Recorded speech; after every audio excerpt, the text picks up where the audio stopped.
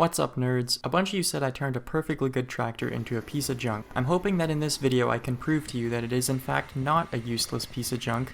It is a useful piece of not junk. But even if not, feel free to let me know in the comments. It boosts engagement. If you're new here, this is the E65, an electric conversion of a 1960s Massey Ferguson Model 65 diesel tractor. To make a long story short, I basically yoinked out the engine and stuck in an electric motor. The old diesel engine was once a real workhorse, but after decades of work, it had become a workant horse. This project was done specifically for everyday tasks on the farm, like pulling trailers and moving pallets of stuff around. Except it can actually do a lot more than that, as you're about to see. But first, some dumbass parked their car in front of the door to this greenhouse. Let's just scooch that out of the way. You can't park here. You're gonna get towed. Now you might be wondering, what's that forklift looking thing attached to the back of the tractor? Well, it's a forklift looking thing. Okay, let me explain how tractors actually do work. So there are these attachments called implements, and they can do things like churn up soil, pick things up and put them back down, churn up soil, drill holes in the ground, churn up soil. Yeah, most of them are just for churning up soil. These implements can attach in two ways, with a drawbar or with a 3-point hitch. The drawbar is basically just like a trailer hitch you'd find on a car. This is what most implements used back when tractors looked like this, but once tractors started to have more than 1 horsepower, there was a new trailer hitch in town, the 3-point hitch. Unlike a drawbar which only connects the implements at a single point, a 3-point hitch connects it at, you guessed it, 3 points. What this means is that it is mathematically 3 times better than a normal hitch. This allows the tractor to bear the weight of the implement, which improves traction, and it also allows you to control the position of the implement. The tractor has a hydraulic pump built into the back half, so when I move this lever, I can change the height of the implement. Probably the most useful attachment is this pallet lifter. It basically turns the tractor into a backwards forklift.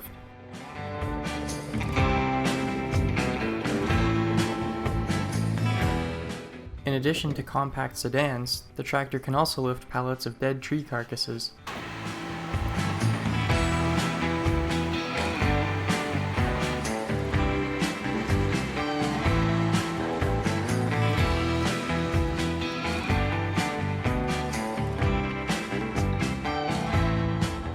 I'll admit we lost a few logs along the way, but it's a sacrifice I'm willing to make. They were just slowing us down anyway.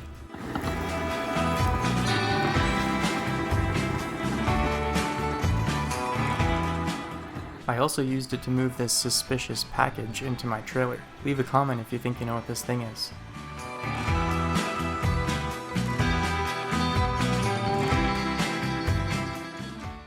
Uh-oh. The tractor is fully on the trailer. You can handle it.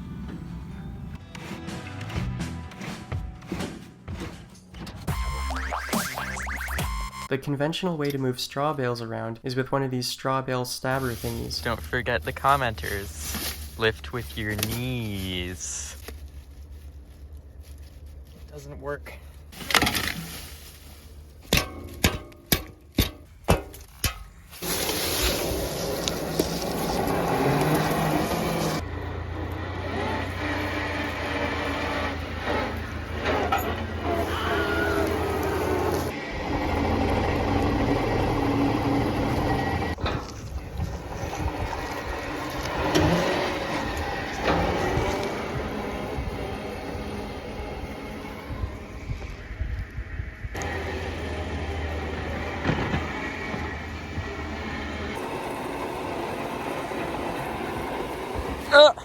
Okay.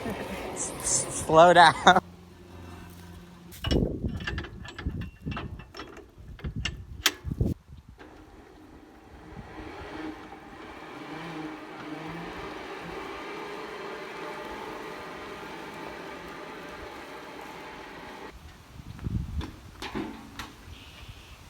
brake was on.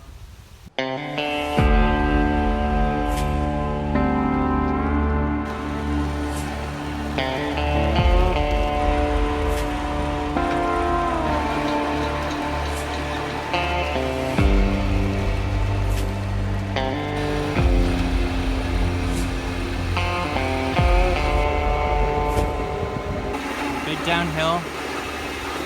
There's no regen, so it's a bit of a free-for-all, but the motor does provide some resistance.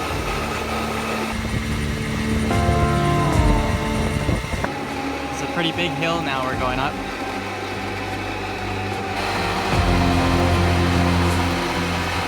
Felt it a little, but still kept a good pace. Looks like we're averaging about 80 amps on this hill. 130 for a second there. Let's stop here and see how we're doing.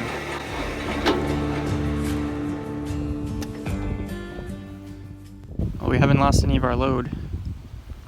That's good. Cables, stone cold. Controller. It's a little warm on the far side. I guess that's where the FETs are located, but I can hold my hand on it so it's under 50 degrees Celsius. Motor's kind of hot. Yeah, I don't want to keep my hand on there. It's probably 60 or 70 degrees Celsius, which in Fahrenheit is a different number, but it's fine. It's made of metal. Well, the tractor handled that easy peasy, or as we say in Canada, easy PZ. So I drove around with the trailer for about 15 minutes, just doing laps of the farm. There were a lot of ups and downs, but no net elevation change. I started with the battery at 80%, so now I'll charge it back up to that same point, and the charger will tell me exactly how much charge gets put back into the pack. So after charging, we got 18.9 amp hours. Since I drove for 15 minutes, that means the average current draw was about 75 amps, and with the battery capacity being 45 amp hours, that gives us a run time of about 36 minutes, which you might think doesn't sound like very much, and I would agree. Guess I need to build a bigger battery. Now let's take a look at some powered implements. Things like rototillers and wood chippers need something to make them spin. It would be kind of silly for them to have their own engine, so instead they get power from the PTO shaft of the tractor. And I'm not talking about paid time off, something my American viewers probably aren't familiar with anyway. PTO stands for power takeoff. It's just a spinning shaft on the back of the tractor, which is powered by the tractor's motor. To explain, let's go to the kitchen. This right here is a stand mixer. It's kind of like a tractor, but for making food, although I guess at an abstract level, that's what all tractors are for.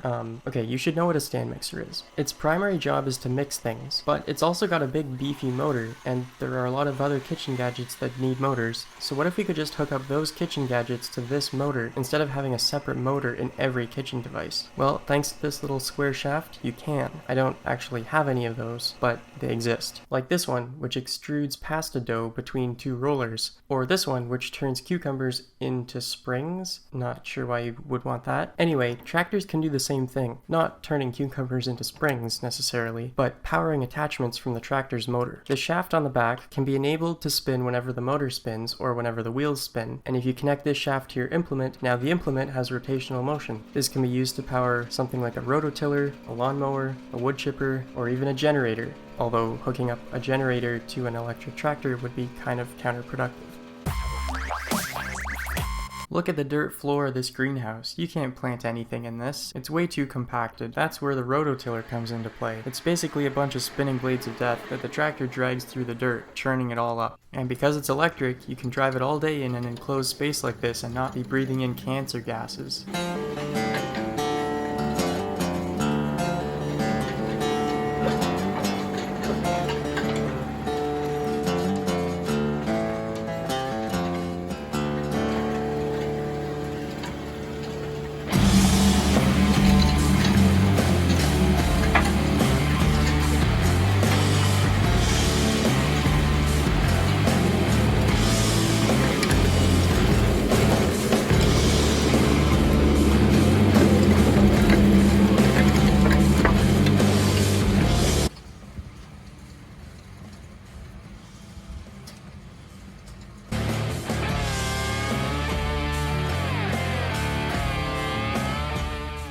Look at that result. Perfect particle size. By the way, did you know that I have stickers? If you want one, leave a comment that includes the tractor emoji, and I'll randomly pick 5 people to send stickers to. Of course, you can also obtain them the old-fashioned way by exchanging currency. There's a link to my Etsy store in the description.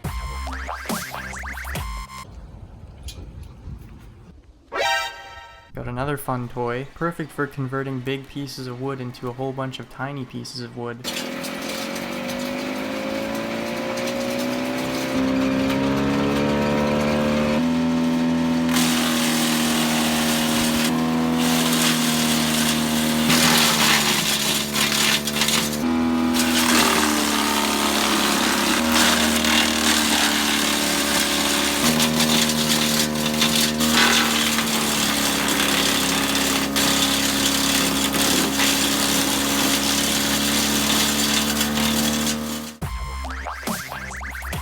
This thing is called an inverter, and it converts the 72 volts DC from the battery into 120 volts AC. That's the exact flavor of electricity that comes out of a North American outlet, so you can power pretty much anything. Now for the perfect segue to this video's sponsor, Ready-Made Meals by Fat. Just kidding, this video has no sponsor, and this microwave is full of fluorescent light bulbs.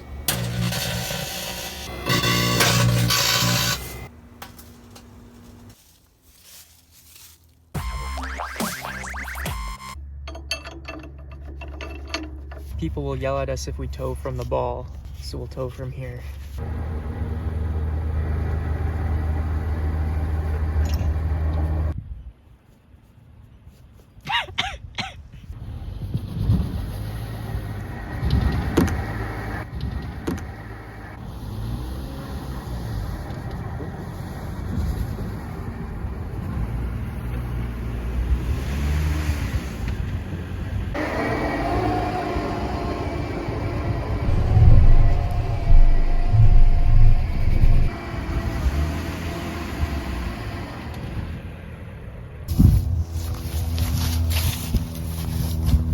Don't film this part. Technically, you did this. Ever wondered what happens to unsold pumpkins at the end of the year? Well, one way to get rid of them is to humanely crush them with a steamroller, like this one, which appears to have been welded together with a coat hanger and a car battery around the time of the Great Depression. I genuinely hope it doesn't fall apart while we're using it.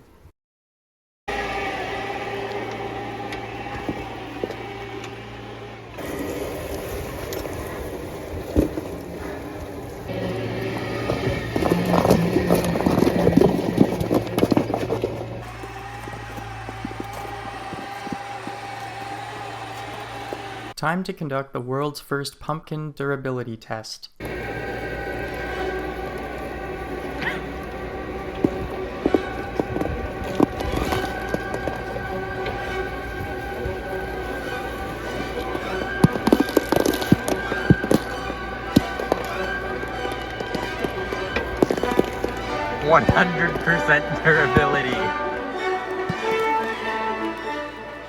So if you're looking for the most durable pumpkin, the flat white boar pumpkin is definitely the best choice. It's the only one that actually survived the test. This one didn't even start to crack until I repeatedly ran it over with a tractor.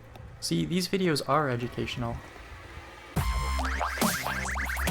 Okay, I've got one more thing to try, and this is the only thing that I honestly don't think this tractor can do. Pulling a disc harrow takes a lot of torque, and doing it quickly takes a lot of power. I can get a lot of torque in low gear, but I'm not sure how fast it will be able to go, or if the tractor will even have enough weight to avoid just doing a burnout.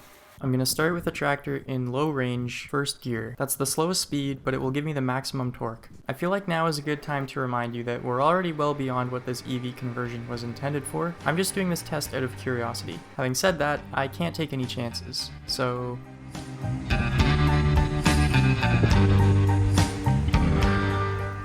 So the tractor definitely has enough torque and enough mass to pull the disc harrow, but it wasn't very fast, even at full throttle in that gear. That was in first gear low range. Let's try second gear low range.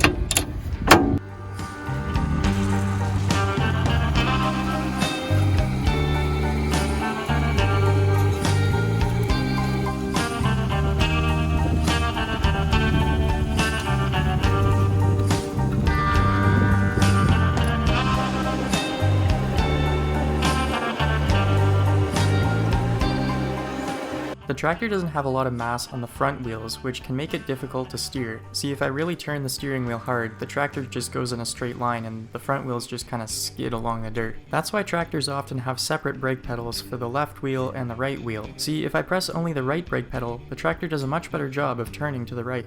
Brake off, brake on, brake off, brake on.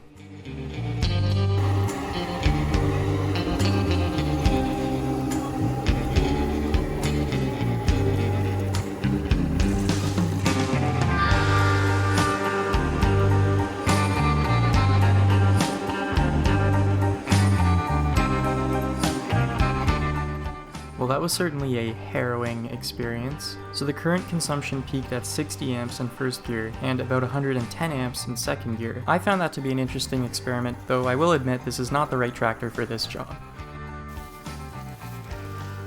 Better watch out, Elon. Electric self-driving tractors are here already.